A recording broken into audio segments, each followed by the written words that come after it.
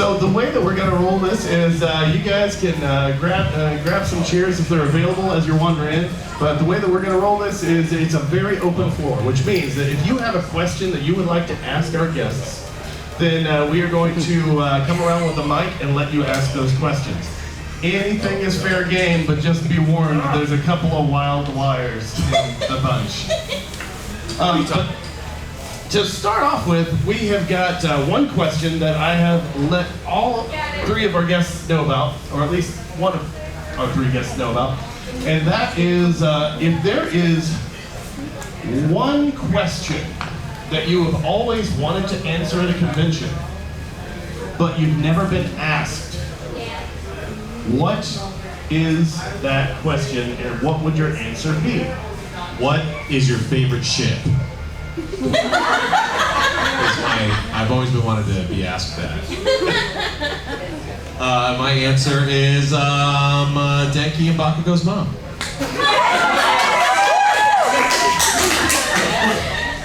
I'm just going to follow along on that theme. We never talk about shipping, so apparently this is the exception. I ship Aizawa with a sleeping bag. Well, if that's how we're going with this, then I'm going to ship Tsuyu with anybody who's not Mineta. she can have her heart's desire, just not that one. Right, so we are going to open the floor to all of your questions. So if you want to raise hands, I will come around and let you each have the mic so you can ask. Sue, Yes. how are you able to go invisible? Oh, well, I have a lot of quirks you still haven't even seen yet. You know, I can actually regurgitate my stomach, including everything that I've eaten all day. Do you want to see? No kidding. I do. I think that might be the one reason we haven't seen that quirk is because ew. But she's like a frog, and so some frogs can go invisible, just like some. She can also spit acid, which some frogs can spit acid, or their skin becomes acidy. So she's got some really awesome quirks. I'm excited to see what kind of pro hero she's. I have another question. Ooh. Aizawa, how? You're just making this up. It'll come back to you. It'll come back to you. Think about it and we'll come back. How did you ever get into UA? That's a great question. I don't know, because if you had to face like a bunch of robots or something, you can't really cancel their quirk. So I don't know. I think maybe he kind of went the Shinso route, you know? Like he got into UA, maybe he didn't go straight into the hero course. Maybe he kind of got promoted from within, possibly, after he showed that actually his quirk is pretty awesome. Or maybe he just bribed someone. I don't know. Mysterious third option that I don't know. But great question. Okay. Mr. Aizawa, why don't you just use eye drops? I mean, I think he does as much as he can, you know, but also it's hard in the middle of a fist fight to be like, okay, stop punching me for a second. Okay, we can fight again. It's sort of hard. I guess you could do it, you know, depends on who you're fighting with, right? But look, he's trying. The man is very tired. Not hard enough, apparently. He's not trying hard enough, possibly, but the man is exhausted. And so he needs a nap real bad. There's a lot of really boisterous kids. And they're constantly trying to get themselves killed. Yeah, This is not just a normal classroom situation. I always thought that with his goggles, like Mei Hatsume could make like misters inside of them. Just like Windshield, like little windshield. Get on it, May. yeah. All right, this question's for all three of you. What is your most emotional scene you've filmed so far for my job? Non-applicable. I've had no emotional scenes as Denki. That's not true. When have I had an emotional scene? Didn't you do something in, I think, season 5, right? Where he overcharged his quirk? Well, he's never done it. He did that. And then, but he saved everybody by doing it. And before he did that, he said something about, you're not to that season. Oh no, season 6. Yeah. Season Oh, 6. Okay. When Midnight's like, who do you care about? And he's like, and he thinks about Jiro. Yeah. It's the only canon ship in the whole show. This is true. Is Denki and Jiro. Anyway. So I'm his representative today. I'm gonna answer for Kyle. Oh, that sounds good. Season 5, Aizawa and President Mike and Kurogiri, and the very, very emotional moment of learning the information about his old classmates.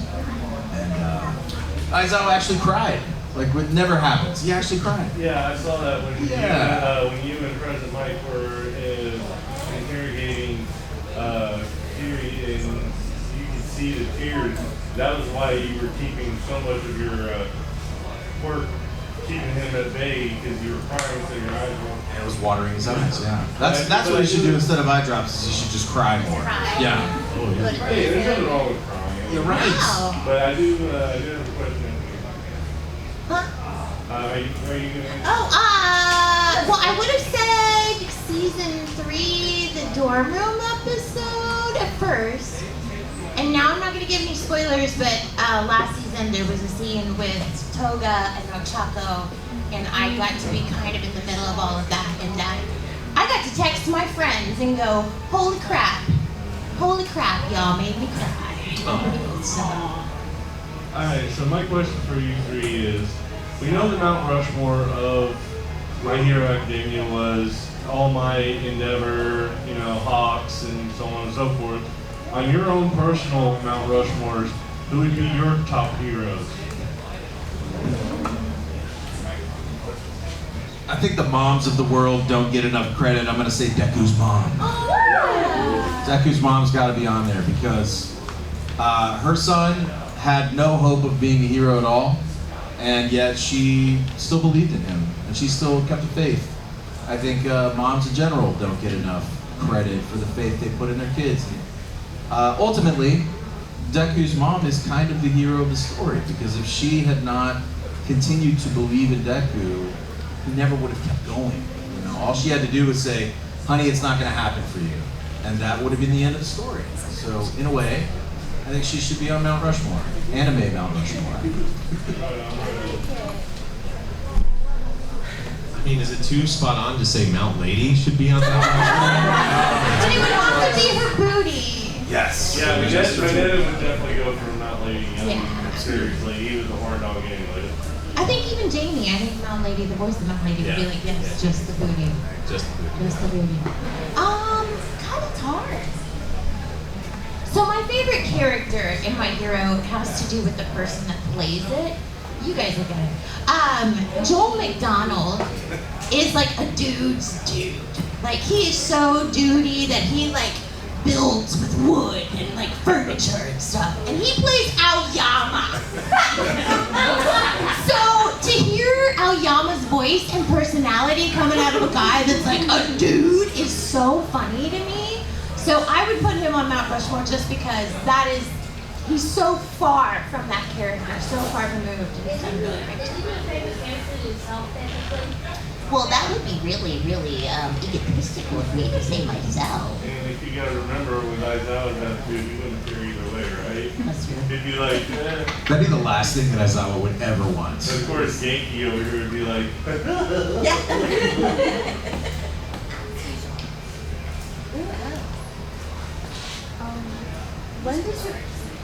When did you realize that you wanted to be a voice actor? Well, just an order. We can go another way, it doesn't matter. I didn't know. I wanted to be a music producer. And then I started working at Funimation. And I was like, this looks fun. And then Monica gave me my first voice acting role ever. I made him get in the booth. He was my engineer. And I was like, you know what? We need dudes. Get in there, Kyle. Big Ghost 24A and Triple X Holic. Anyone know that show? Way back in 2008.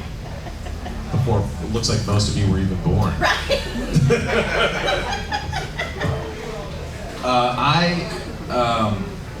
I was a theater actor, and then I went to college, and I was going to be a theater actor there too.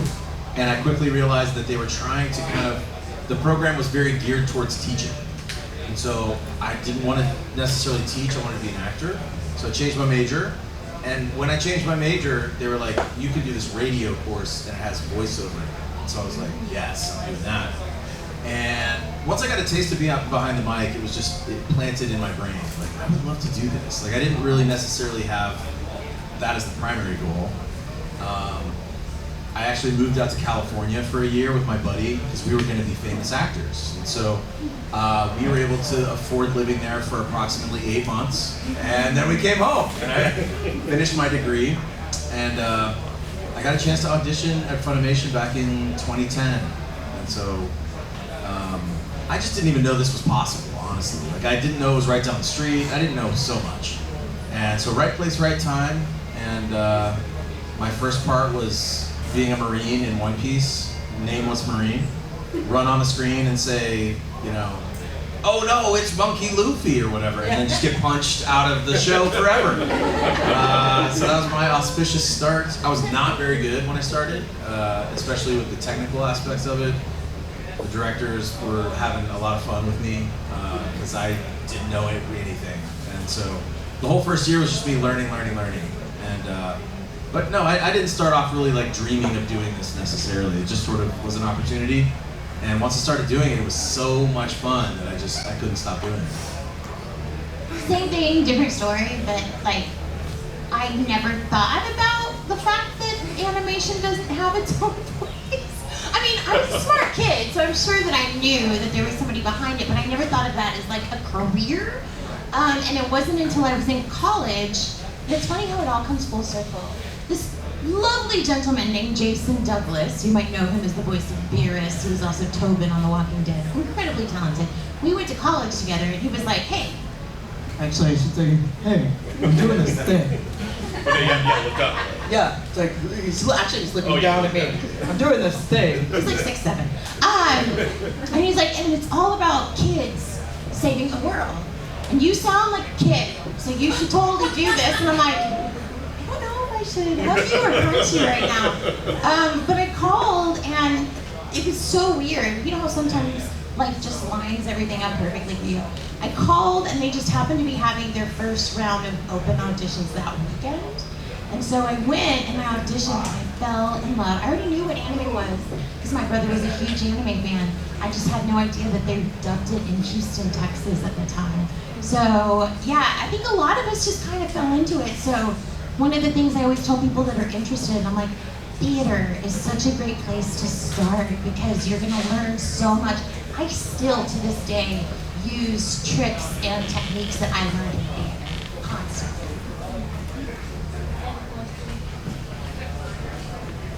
This one's for Denki.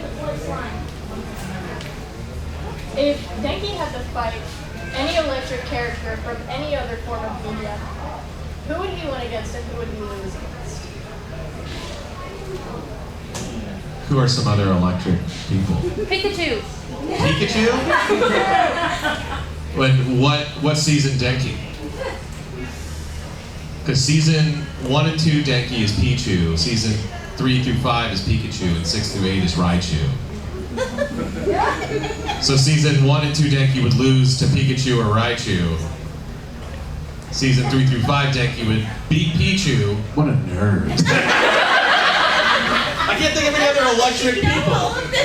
What about like Storm? Storm's got electricity. Oh, and she has other She's got, stuff. lightning. She also has the advantage of being a hot chick. Yeah. And Denki would Denki not would beat not her. be able to handle that. Yeah, he wouldn't handle that. So he'd lose to Storm, because she also has a lot more than just electricity. He would also lose the earphones. Yeah, but if he's like a pro hero, like, because at some point he doesn't fry his brain anymore, he really learns how to use his quirk, and he can generate 2 million volts of electricity, and you only need 10,000 volts of electricity to permanently down someone, I'll say nicely. So he can just be like, area of effect, here's 500,000 volts, and everyone in the area is done. So kind of, he can't be beat. Unless someone turns his quirk off. When it gets Kashima, Well, no, because his electricity is so bright. Aizawa would be like, oh, I'm gonna get you. Oh! That was a really good impression. That was really good. Yeah, I do a great Chris Wehkamp. You wanna know what my favorite line as Aizawa is? Alright, get ready. Here we It's go. not fair. You're doing it for me. Alright, here you go, ready? He does this in every season of My Hero Academia. Ready? See, he gets a laugh every time. You do it, it gets a laugh. Did I answer your question? With the like electric type characters, what about Powerplex? Powerplex. He absorbs kinetic energy and then releases it as electricity. Oh. So Denki would just have to not move and he would be fine. Pretty much. Yeah, and he's a ranged fighter, so yeah, he can take him out no problem. Guys, Denki's OP. I was really excited there's the traitor theory with Denki, and I hoped it was true. And like the whole dumb Denki thing was just an act, and he's like, guess what? I'm all powerful. Because he has the most powerful quirk in the show. I guess except for Aizawa. No, he doesn't.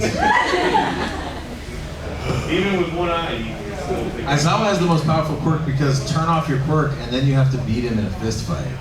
Yeah. And Aizawa in Denki in a fist fight. Come on. It's not No, even he can still shoot. He has his disc shooter, so he can still like that's shoot fine. him in the face. Frisbees, with the disc. yeah. Frisbees, That'd be funny. Aizawa's weakness, frisbees. Frisbees to the face. My power is not big, but I have many. No, so me and Leah Clark, who voices Toga, we started a podcast, and we've never seen My Hero. So we were starting from F1 and going through it, and we're like, I had some preconceived notions of the characters and the stuff in the show. I did not know that Froppy is like a supreme badass. Like, her quirk is awesome, and she's super funny and cool. Yeah! Like, you're great as Froppy. Thank you, but there's a reason that people love her. Also, I love too that she will stand up to Bakugo. Yeah. Even though it's just slightly, She but stands up to everyone. Yeah, she's not afraid, and she's very honest and direct to the point, and I love that about her. I've had to learn that a little bit in my own life, you know. Yeah. But yeah, she's pretty awesome. I love in season 1 when they're on the bus, and like Deku's all worried about people maybe putting together that him and All Might are related. And she's just like, your quirk is a lot like All Might's. Like, just like straight on. It was like, whoa! That's pretty funny. I've had people ask me a lot of times, they'll be like, do you think Tsuyu's autistic?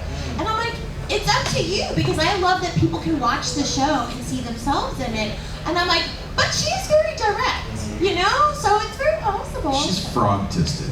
It's like a little. She's frog-tastic. It's frog-tastic.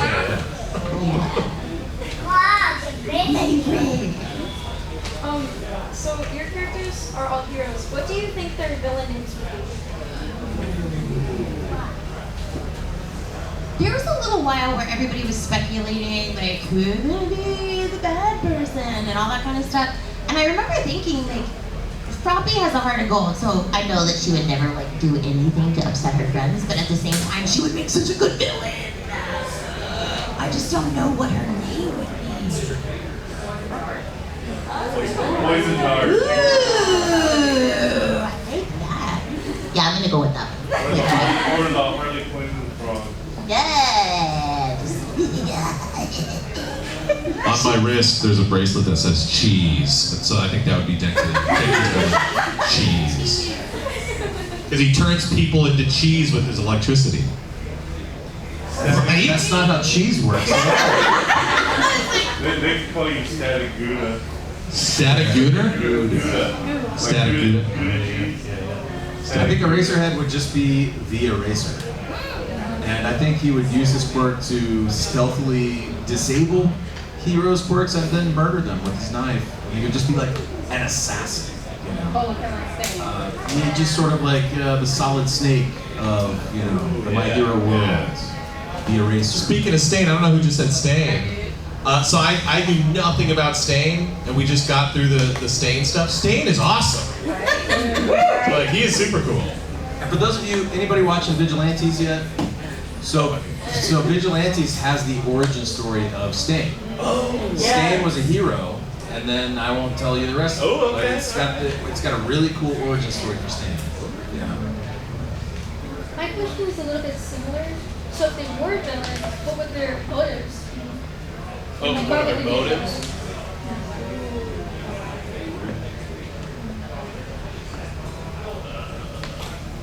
I think if Eraser ended up, losing more people close to him, he could be pushed to a point of kind of just realizing that he had nothing left to live for, and maybe just turning that despair, into anger, and then taking it out on the heroes that weren't able to protect, his friends. Because I do think in some ways Eraserhead kind of thinks most of this whole hero society is BS anyway, and so I think if he had lost even more, that he would just start realizing, kind of like Stain did, that he felt like he would be best served by pulling it all down, So, yeah. I think Cheese wants to eat cheese. He just loves cheese. Why does the evil version have even less brain cells? I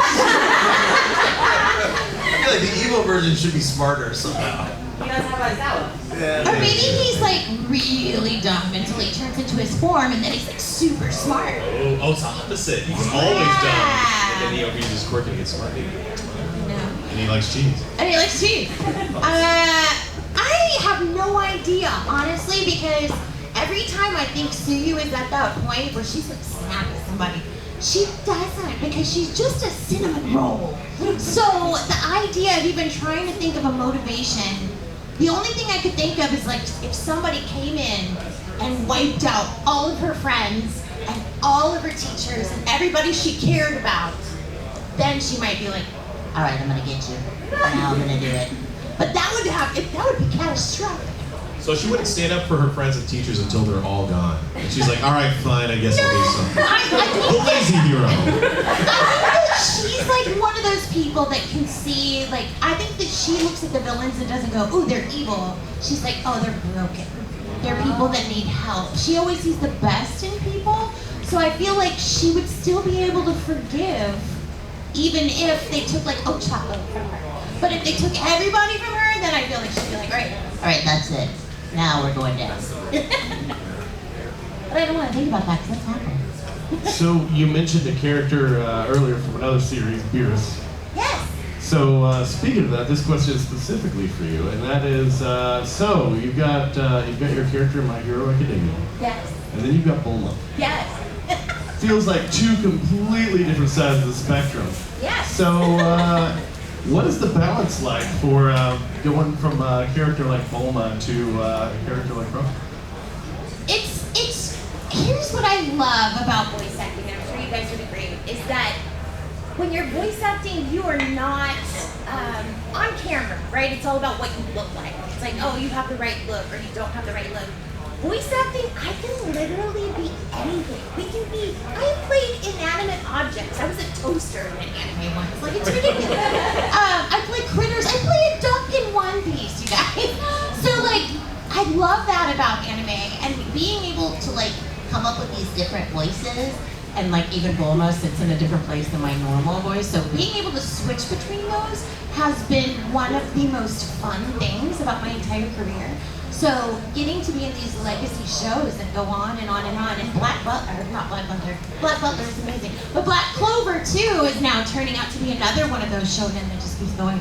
And getting to do all of these different voices is fantastic. But we do have something called reference lines, so that if we are working on a character, let's say Froppy, I have one that's like, ribbit, and stuff like that, and you read along with yourself to get back in the voice, because now, especially with simul-dubs, you're not just... A new character is usually a little bit longer if it's something real character-y to establish the voice, but then yeah, you either have the reference file or some kind of one or two, like a phrase or something, to get, like Black Clover, I just go, glass magic, and I'm heaven all of a sudden.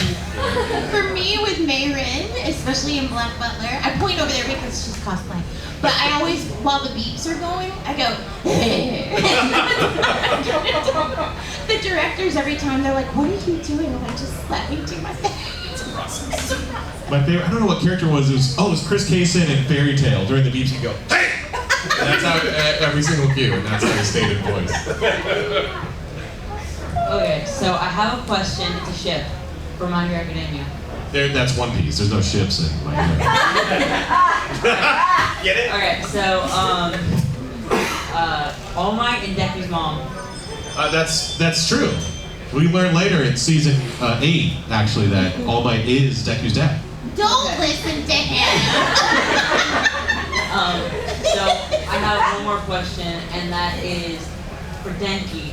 If you were to get overloaded, could you, like season 1, season 2, could you just use a defibrillator to like revive yourself? Well, it's his brain that gets fried, not his heart. So no. But I feel like if he were to maybe drink like a liquid IV or something, maybe he'd be good to go. Or just take a quick nap. I don't know. How do you like jumpstart a brain? You can put them on your head, maybe, without it make your brain explode. I don't Then, know. yeah, They just work. kill him. Electroshock. Yeah. What about smelling salts? Tylenol, yeah, just take some Advil and he's good to go. Yeah. I have a question. Denki. Yes. So if you did like that thing where you let out all the electricity chemistry, does that mean if I gave you enough electricity, would you become smart? So stupid that you become smart? No, like he was given electricity, so he's smart. Yes. I don't fully understand the question. But yes, I'm going to say yes, he would become smart. Well, there's an interesting theory, because if you've read the manga, like, the line I used to get in a character for Denki is, you know, we basically just met you, so it's kind of telling that we all know your personality is flaming crap mixed with garbage. He says that to Bakugo in season 1. That line in the manga, it's like, he uses all these like big words, and then Bakugo was like, all right, Mr. Thesaurus. And so there's a theory that Horikoshi intended him to be a smart character, and then when he overused his quirk, he went dumb. And I was like, oh, that's pretty fun. And then I guess he was just like, nah, I just didn't do that. Because he's number 6 in the class or something at first, I think. So I think season 1 wanted him to be a smart character, and then just scrapped it and wanted him to be the goofy comedic relief, which is more fun for me. So, Chris, is your reference line? Yeah, it is. Actually, yes. Most of the time, even when he's fighting battles, like this has always been the note that I received from our director, Colleen, in the past, is that even when Aizawa is facing down death, when he's like potentially going to lose his life, my reactions are still too big, many times. So what she will do is I will do a take and she'll be like, that was great. And it was way too much. We always have to pull it back in with him. Because he's so cool. He's so cool that like even the main villain of the show, like repeatedly keeps going like, Razorhead, you're just so cool. You know?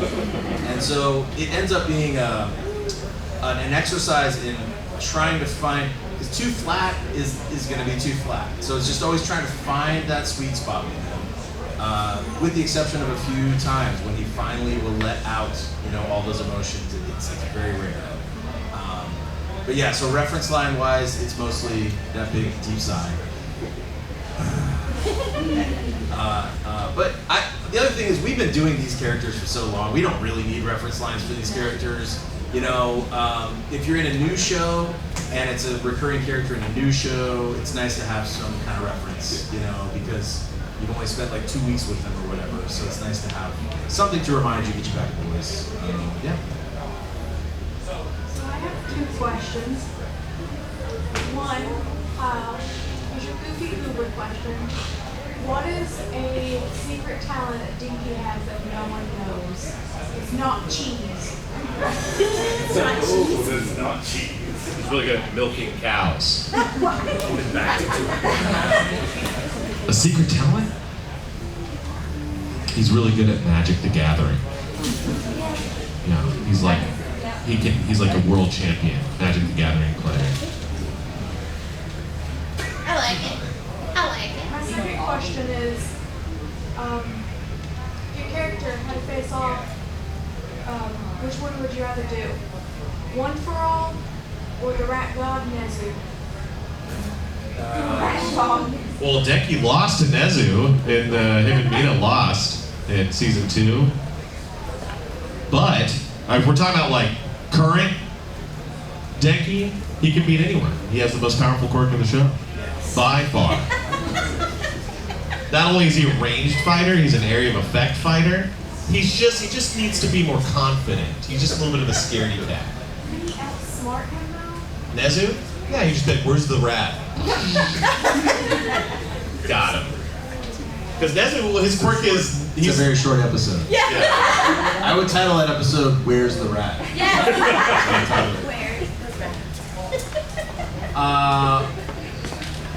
I think Aizawa's going to have a really hard time against Nezu because Nezu has a heteromorphic quirk, and so Aizawa cannot shut those down. And so instead, he's just going to have to, I guess, just physically pummel him, and like that's going to be an awkward episode for the kids because it's just going to be Aizawa punching a rat to death. And so I guess because of that, I would choose All for One. And Aizawa probably loses his life there, but that's going to be the better watch, I think, for everybody versus punching a rat to death. I feel like she wouldn't fight either of them. She tried to avoid it in any way possible. But I feel like if nothing else, she would probably want to fight Nezu because he's cute. You know, he's all cute and fluffy. So she'd be like, we don't have to fight. Let's go get ice cream instead, as long as you let me pet your fur. And then she'd throw up poison on him. Oh, touche. You know who'd win against every character in the show? So I didn't know anything about Snipe. And I want a Snipe movie where it's just like, what if Snipe? And like any single bad guy in the show, if Snipe was there, you'd be like, oh, what's the deal? Okay, he's dead. Well, where's the next one? Oh, he's dead. Yeah. Like, he could kill anyone in the show. Gunman. Yeah, he's just, his quirk is, I have a gun. And he can like, he has like perfect aim 500 meters away or something, and it's like, why did you create this character? Yeah, he just wanted a cowboy. I guess. Cool-looking cowboy hat. Yeah, it's like giving Leonardo from Ninja Turtles swords, and then he just punches people and elbows them. It's like, why not just slash them up? Why did you give him swords? Yeah. I actually did a show recently with David Maturga where he played a character whose literal ability was to look at something and go die, and it died, and I was like, how is there going to be any conflict in this show? It's a great show. I can't remember the name. Seems overpowered. Overpowered. Very overpowered. Hi, speaking of cowboys, if your characters were a cowboy, what do you think their job would be like on the ranch? So Erica and I have been talking about Cowboy Zawa all day today. People like to come onto my Twitch stream and ask me to do Cowboy Zawa. This is like something that came up last year. So Cowboy Zawa sounds a lot like this. There's a guy who's out here riding the rain. He's trying to stay out of the way of these tornado makers. These dang tornado makers. And I think cowboys don't have enough sway in the modern consciousness. Things are turning around a little bit, but They are popular in Japan. I heard that. they're very popular in Japan. That's a great point. I would love to see like a cowboy anime. I think that's one area that we're a little underserved at this point. So we get 50 new shows every 3 months. Let's go ahead and get a cowboy anime. Yeah, Bebop, Space Cowboy. I mean, I love that show. It would be nice too being in Texas.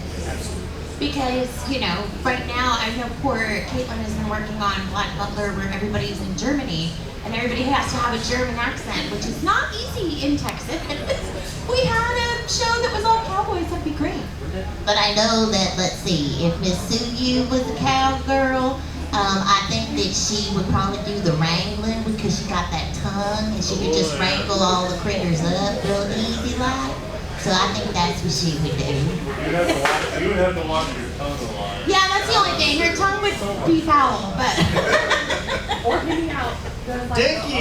Denki would be milking the cows to make the cheese. That's his job. He also would have no southern accent. Everyone else in the show, he's like, hey guys, I gotta wake up early and milk the cows.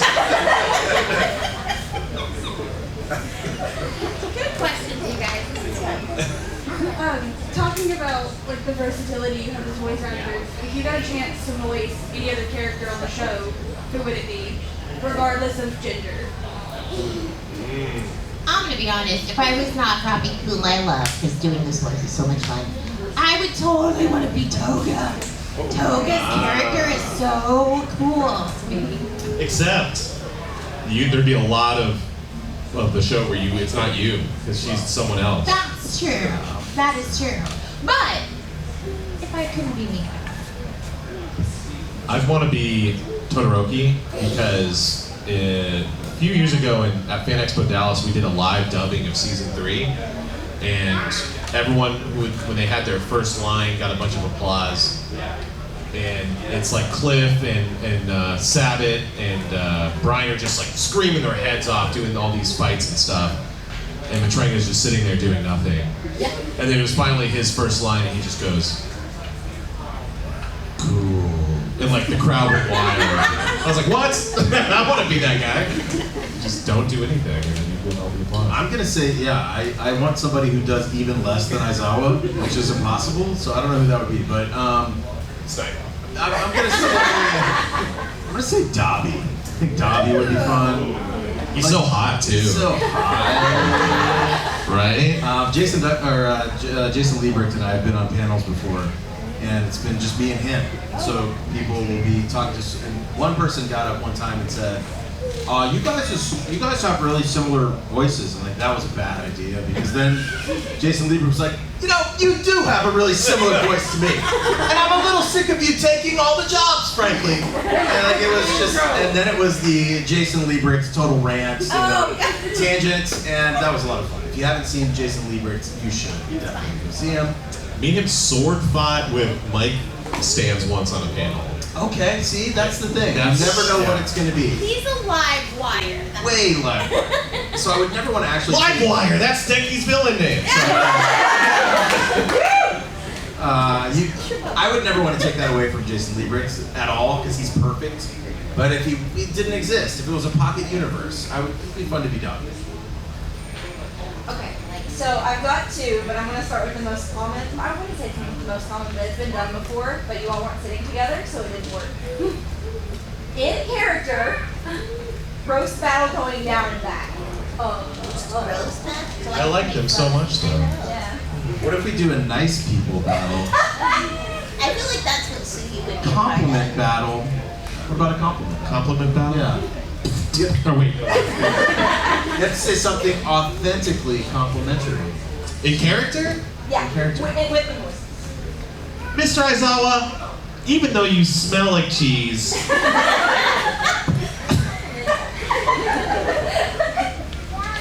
Denki has immediately misunderstood the assignment. you're really cool. And Froppy, I like how high you can jump. Hey, that's really sweet. Froppy, you are the warm heart of my classroom.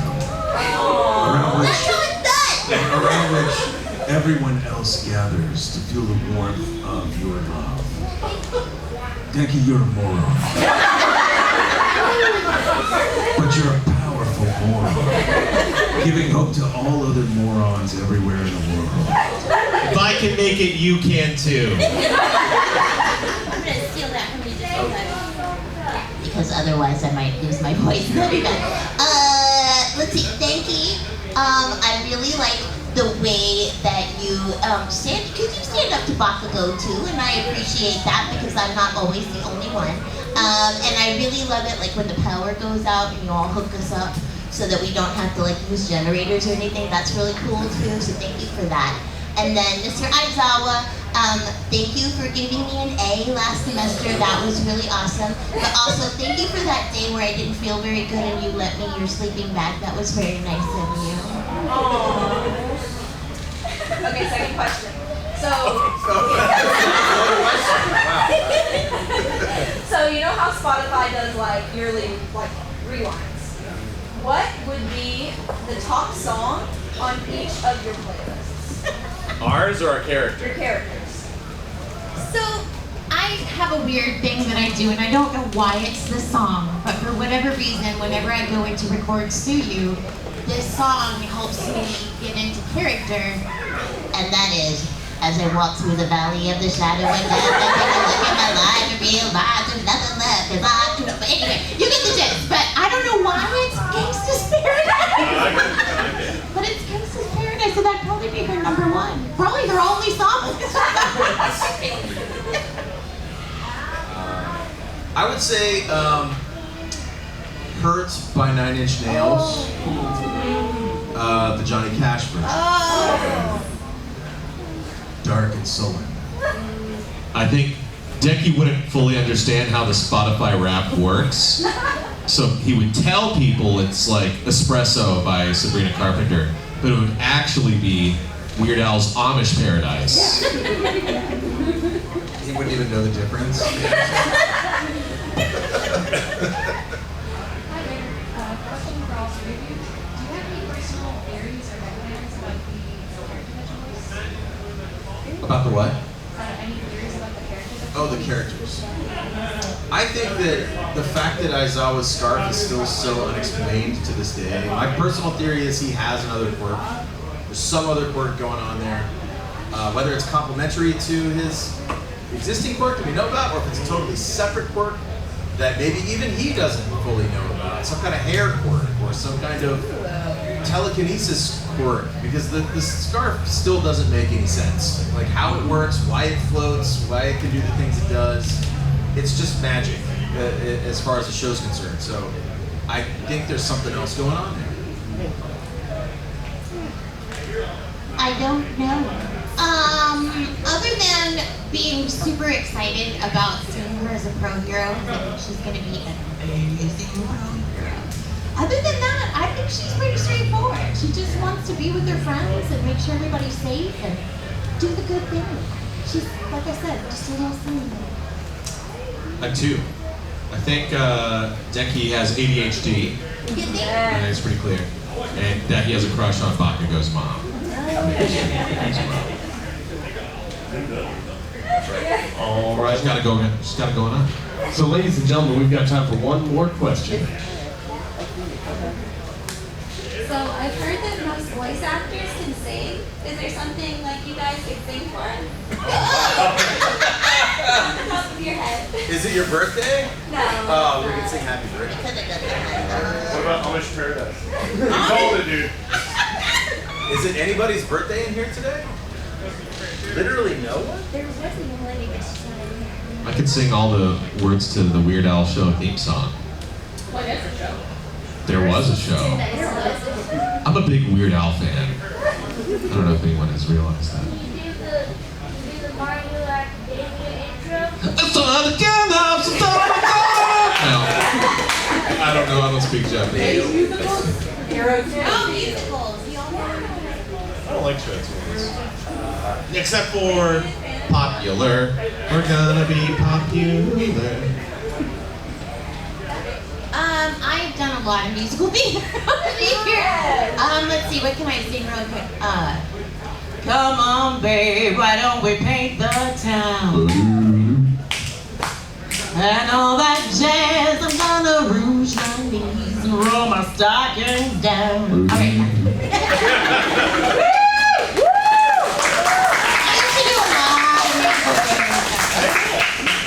Because my director in college told me as an actor, and this is not true, but he told me that the only two ways to make money as an actor, as a working actor in theater, is Shakespeare and musical theater. So that's all I did for like 10 years. Wow. Good training. It was good training, very good Is training. Chicago your favorite?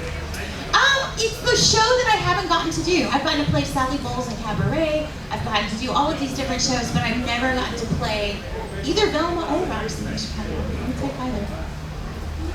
All right, well, ladies and gentlemen, that wraps up our time for the panel today, but let's go ahead and get a round of applause for our guests. And then a round of applause for all of you for attending. And a round of applause for Siege! Thank you. That being said, let's give individually, Ms. Rial, yes, a round of applause. On Instagram and TikTok, but I am at Realisms. Mr. Wehkamp. Hey! If you enjoy my vocal stylings, it sounds like a commercial. Go check out Sleep Summoner on YouTube, where I will read you bedtime stories to help you go to sleep at night. And last but not least, Mr. Phillips. Rial, Phillips Fun everywhere. Come play games with me on Twitch. And like I said, me and Leah, who voices Toga, have a podcast, Spark and Chaos. Go check that out. We're talking about my hero right now. And you have milking videos, right? And I have milking videos. That's premium content. Appreciate you guys. And we're going to only be over there for like another 30 minutes. So come on by, check it out. I don't think we have time. All right, so guys, thank you very much. We really appreciate your time, and check them out at the table for the next 30 minutes before we get ready for the next event that's going on in here.